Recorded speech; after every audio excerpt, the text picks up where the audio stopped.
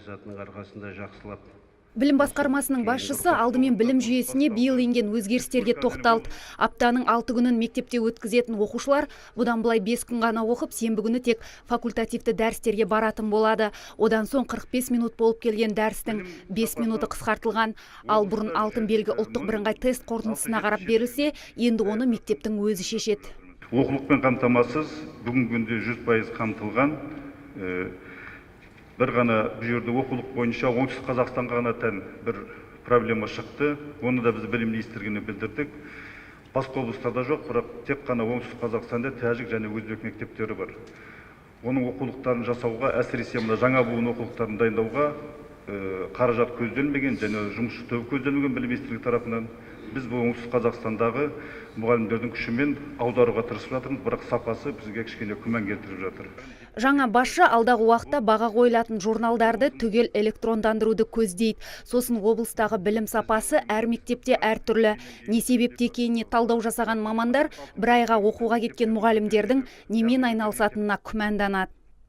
Шынын айту керек, бізде біліктілігін арттыруға бір айға кетеді, бірақ немен айналысатыны белгісіз. Бұны біз өзіміздің басқармадағы тиісті адамдарға тапсырма бердім. Сабаққа сол жерге баратын адамдар бірінші дұрыстап таңдау, біліктілігін көтеретін адам. Екіншіден, біліктілігін арттыруға барған адамдар біліктілігін арттырумен ғана айналысу керек, басқа нәрсемен емес.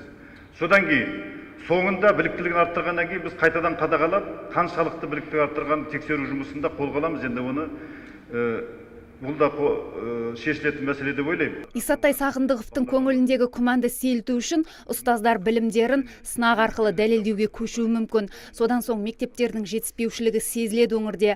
Өткен жылы 3 ауысымды 43 мектеп болған. Нақты бағдарлама жасау жолын Баяндамасын аяқтай салысымен сауал қоюға әзірленген депутаттар сұрақты қарша боратты. Облыстық мәслихаттың депутаты Мұрат Төлтебаевтың мектеп жетіспеушілігі жайлы сауалына бас ұстаз мектеп жетіспейді екен деп демографиялық өсуді тоқтата алмайтынын ашып айтты. Кешеде болды, бүгін болды, ертеңде болатынына мен сізге сөз беремін. Себебі Құдайға шүкір, оңтүстік Қазақстан облысында демографиялық процесс жақсы жүріп жатыр. Ол демографиялық процесті біз тоқтата алмаймыз. Мектеп жетпей жатыр екен деп.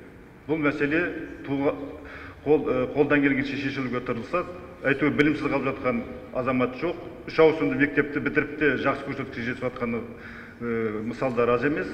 Ал депутат Әбілқасым Досполовтың ұстаздар арасындағы ақша жинау, ата-аналардың мұғалімдерге пара беру мәселесін көтергенде бұл проблемаға өзінің де қиналатынын айтқан білім басшысы қоғамдағы сыбайластықпен бірге күресуге шақырды. Қоғамдағы мәселені білім басқармасы шешу қажет болса, өз қолынан келген бәрін жасайды, бірақ бұл қоғамдағы мәселе.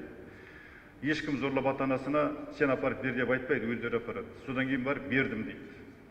Өз бәріміз мойындайды. Маған ешкімнің ақшасы керек жоқ. Өз басым үшін жауап бере аламын. Өзім қарамағымдағыларда мен сөйтіп айтамын. Ал әркім қазір енді оның әрқайсысының өзіне жауапты адамдар бар ғой. Біз өзімізден бастасақ, маған ешкімдікі керек жоқ. Осыған беремін деп біреулер әкеліп сұрап жинап жатса, олар жазасын тартады. Мен тек қана соны айта аламын. Бұл қоғамда болып жатқан құбылыс маған ұнамайды, сізге ұнамаған сияқты. Бірге күресейік, атсалысайық. Осылайша халық қалаулылары білім реформасындағы өзекті жайттарды електен өткізді. Ал басқарма басшысы өңірдегі білім сапасын дамытуға аянып қалмайтынын жеткізді.